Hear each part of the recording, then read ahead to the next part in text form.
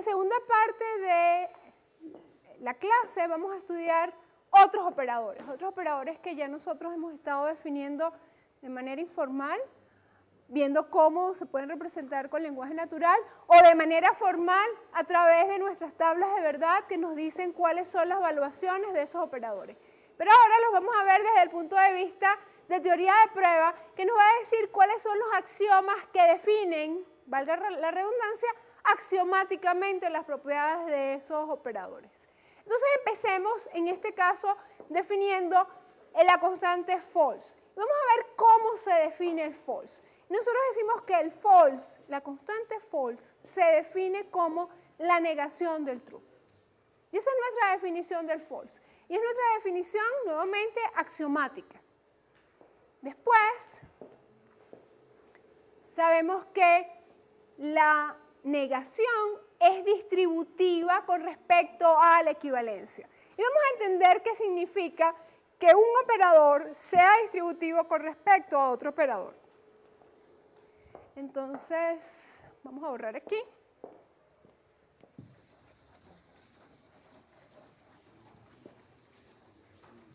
Ustedes se acuerdan hace 2 clases que hablamos de que la estrella era distributiva con respecto al operador de cruz. Básicamente, ¿qué nos está diciendo eso? Cuando yo digo que el operador en este caso, vamos a ver, cuando decíamos estrella distributivo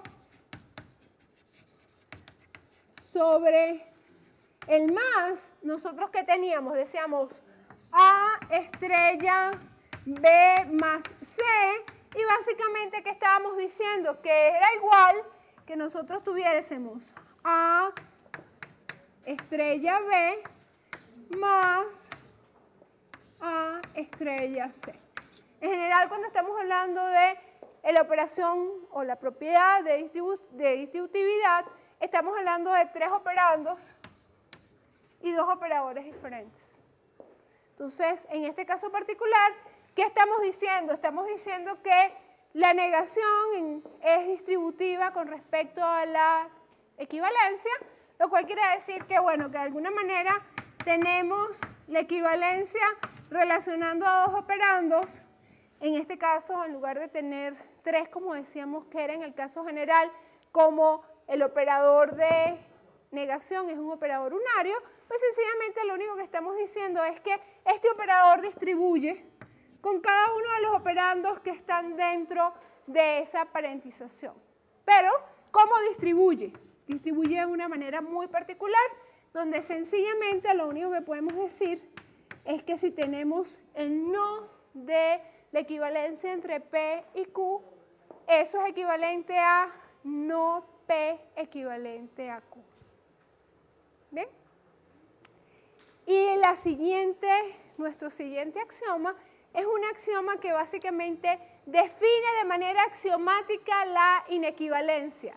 Y la definición axiomática de la inequivalencia lo que nos está diciendo es que si nosotros decimos que P es no equivalente a Q, eso es equivalente a decir el no de P equivalente a Q.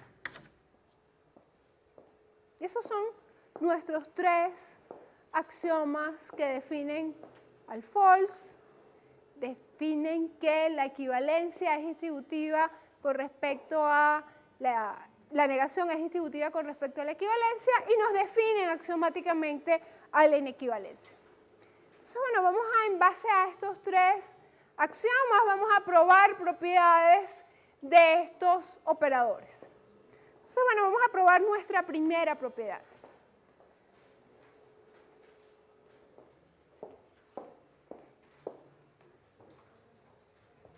Entonces, nuestra primera propiedad, ¿qué nos está diciendo? Lo que nos está diciendo básicamente es que si nosotros tenemos no P equivalente a Q, eso es equivalente a que nosotros hubiésemos tenido P equivalente a no Q. Entonces, como en este momento tenemos 2 métodos de prueba, vamos a tratar de hacer esta demostración siguiendo los 2 métodos de prueba que conocemos a este momento. ¿Ven? Entonces, el primero como vemos que es una expresión que realmente está formada por una subexpresión P y por una subexpresión Q, vamos a aplicar el método de prueba 3.6, pero también vamos a aplicar el método de prueba 1 que estudiamos al principio de la clase. ¿Bien? Entonces vamos a borrar en esta pizarra.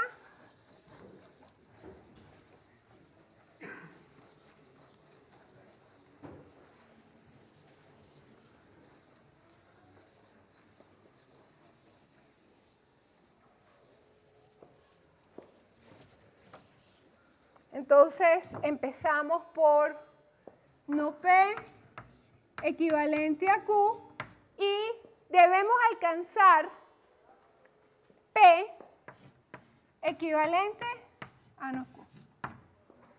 ¿Cuál es la ventaja realmente de utilizar este método de prueba? Que tenemos claramente definido la expresión a la cual queremos alcanzar. Entonces, realmente como que ayuda muchísimo en la forma en la que guiamos la demostración, porque siempre sabemos hacia dónde vamos. En el otro método, no necesariamente desde cuando uno está comenzando a hacer la demostración, sabe cuál es el teorema al cual uno quiere alcanzar o quiere llegar. Entonces, a veces, si uno no tiene suficiente destreza, haciendo demostraciones cuesta decidir a cuál de los teoremas va a alcanzar y, por supuesto, en consecuencia, es como que más difícil saber cómo guiar la demostración.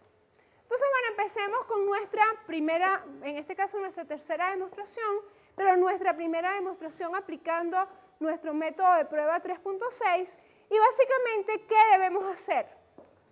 Siguiendo mi regla de la materia, pues básicamente lo que podemos aplicar son, en este caso, puedo aplicar estos axiomas y les voy a dejar utilizar los teoremas que vimos para la equivalencia.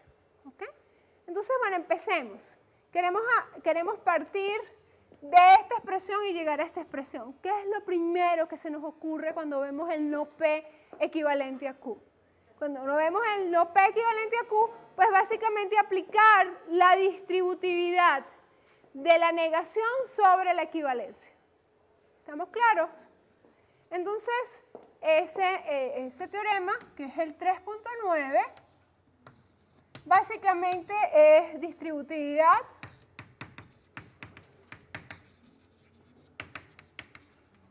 de la negación sobre la equivalencia. Recuerden que nos dice que si nosotros tenemos no P equivalente a Q, eso es equivalente a no P equivalente a no Q. ¿Quién en este caso es E? Es toda la expresión, que es Z, ¿verdad? X sencillamente es no P equivalente a Q y Y es no en la negación de la equivalencia entre P y Q. Eso nos permite alcanzar la expresión no P equivalente a Q.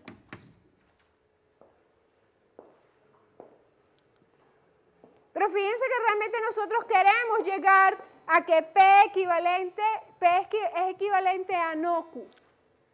Ahora, ¿qué sabemos? Nosotros sabemos que el operador de equivalencia es un operador simétrico. ¿Qué quiere decir eso? Lo que quiere decir es que nosotros esto lo podemos voltear. Nosotros podemos agarrar, ¿verdad? Y hacer esto. ¿Por qué? Porque realmente el operador...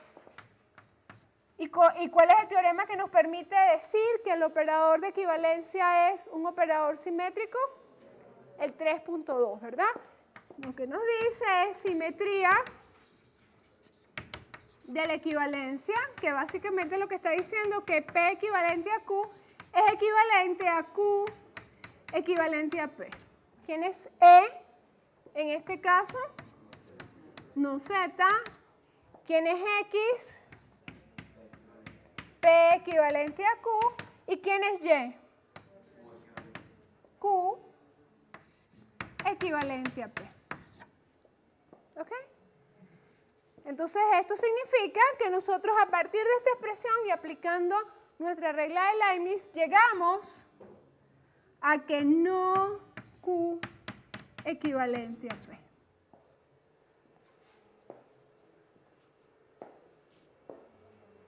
Ahora, si nos damos cuenta, el 3.9 nuevamente lo podemos aplicar. ¿Y cómo vamos a aplicar el 3.9 nuevamente? Listo.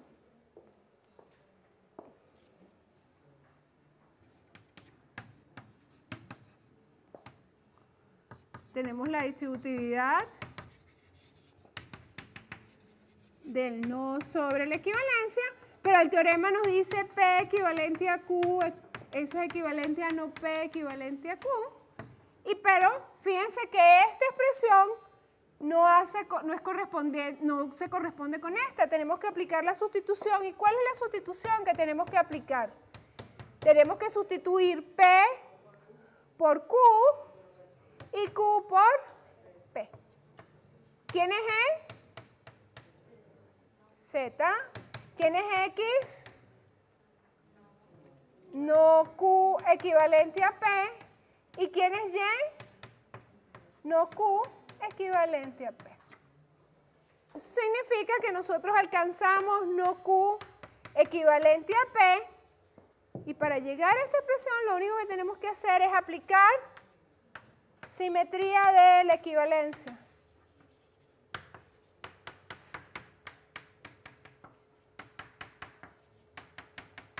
Pero haciendo la sustitución de quién? No Q equivalente a P. ¿Y quién es Y? P equivalente a no Q. Con esto alcanzamos nuestra demostración. ¿Sí?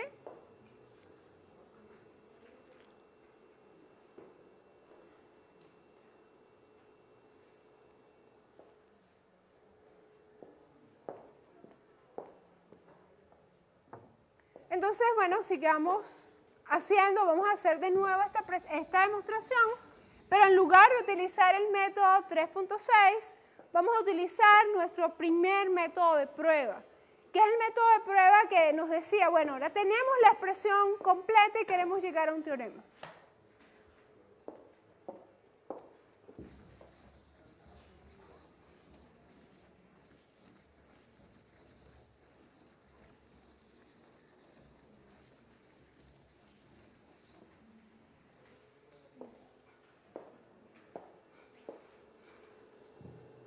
¿Sí?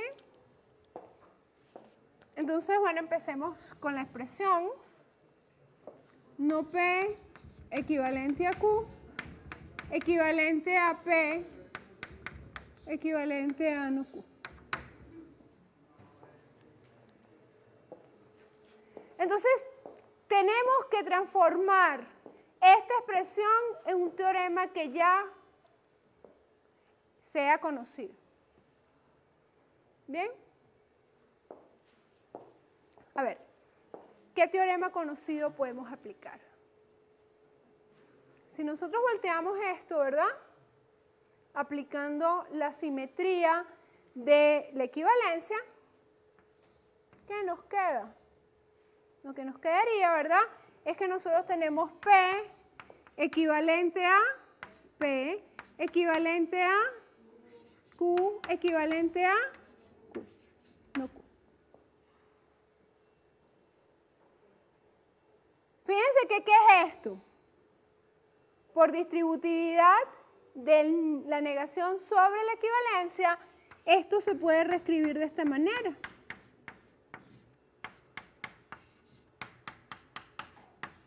Y de hecho, por la identidad de la equivalencia, esta expresión se puede reescribir de esta manera.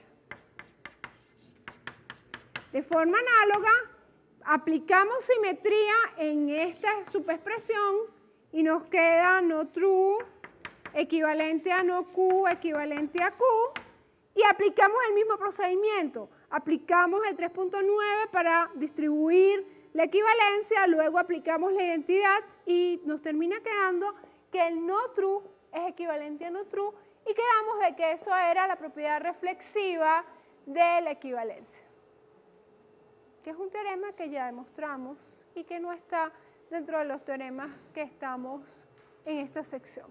¿Lo ven? ¿Sí? Entonces, bueno, vamos a tratar de hacer la demostración. Realmente vamos a aplicar, simplemente esto lo hice para que ustedes viesen el camino de la demostración que voy a seguir. Vamos a borrarlo porque realmente no es parte de mi demostración, simplemente eran simplemente anoté mis ideas, el procedimiento que voy a seguir para hacer mi demostración. Entonces, bueno, vamos a cambiar, y este es 3.2, que es simetría de la equivalencia. Y la simetría de la equivalencia me dice P equivalente a Q, eso es equivalente a Q equivalente a P. ¿Y cuál instanciación estoy haciendo? ¿Estoy haciendo alguna instanciación? No, ¿verdad? ¿Cuál es mi E, X y Y? ¿Quién es E? No P. No P equivalente a Z equivalente a no Q. X es Q equivalente a P y Y es P equivalente a Q. Eso significa que esta expresión original la podemos transformar en esta nueva expresión.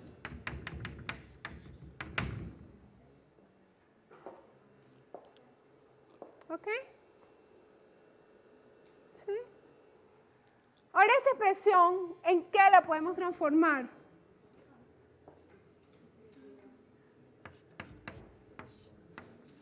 Por 3.9, que es distributividad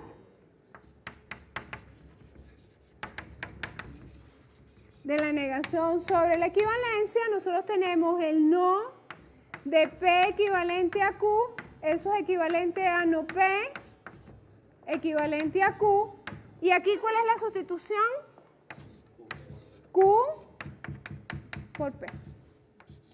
¿Quién es E? ¿Quién es X? ¿Quién es Y? Z equivalente a P equivalente a no, Q equivalente a no Q. ¿Quién es X? No P equivalente a P. ¿Y quién es Y? No P equivalente a P. Esto significa que mi expresión la voy a reescribir de esta manera.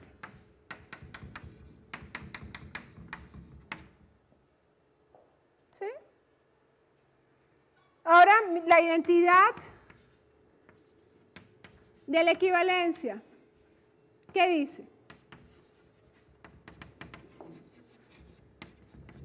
La identidad de la equivalencia dice true es equivalente a Q equivalente a Q. Y lo que vamos a hacer es sustituir Q por P. Donde, ¿quién es E? No Z. No Z. Equivalente a Q, equivalente a no Q. ¿Quién es X? P equivalente a P. ¿Y quién es Y? True. Entonces, fíjense que con esto llegué a no true, equivalente a Q, equivalente a no Q. Y aplico el mismo procedimiento, pero ahora con las Q. Entonces, lo primero es que aplico la simetría de la equivalencia, que me dice P equivalente a Q equivalente a Q equivalente a P. ¿Y quién es? ¿Cuál es la sustitución?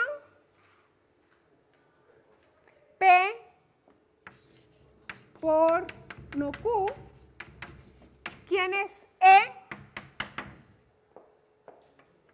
No de P, perdón, no de true, equivalente a Z. ¿Quién es X? Q equivalente a no Q. ¿Y quién es Y? Y es no Q equivalente a Q.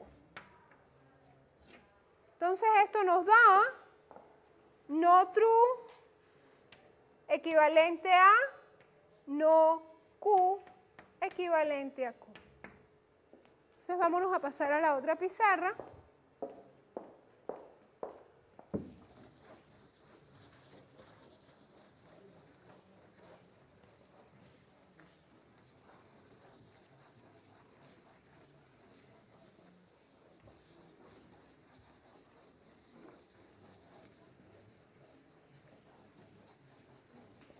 Entonces, ¿cuál es el plan? El plan es que nuevamente apliquemos todos estos pasos. Vamos a aplicar el 3.9 y después vamos a aplicar la identidad para que nos quede no true equivalente a no true. Entonces aplicamos la distributividad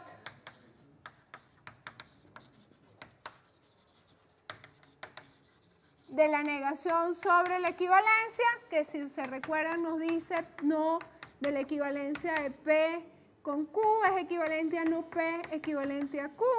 ¿Y esto qué estoy haciendo? Haciendo la sustitución de ¿quién? De P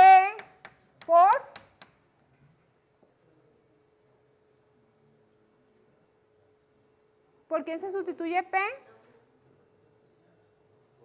Por Q. Muy bien, ¿quién es él? En este caso es no true equivalente a Z. ¿Quién es X? No Q equivalente a Q. ¿Y quién es Y? No de Q equivalente a Q. Bien, y esto lo que queda es no true equivalente a no Q equivalente a Q. Y nuevamente aplicamos la identidad de la equivalencia que nos dice true equivalente a Q equivalente a Q. Fíjense que no tenemos que aplicar sustitución alguna y lo que nos está diciendo es que E es no true equivalente a no Z, X es Q equivalente a Q y Y es true. Y básicamente a lo que alcanzamos es no true equivalente a no true. Y esto es el teorema 3.5, reflexividad de la equivalencia, donde tenemos P equivalente a P, donde se hizo la sustitución de P por no true. Y esta es mi demostración. ¿Ok? Entonces, fíjense, lo que hemos hecho es demostrar por dos caminos diferentes que la expresión es un teorema. En el primer camino, lo que nos dimos cuenta, explotamos la estructura de la expresión, donde sabíamos que estábamos demostrando una expresión cuyo operador principal es la equivalencia, y básicamente utilizamos el método de prueba que nos dice parte de uno de los lados de la equivalencia y alcanza, aplicando a las reglas de inferencia, el otro lado de la equivalencia.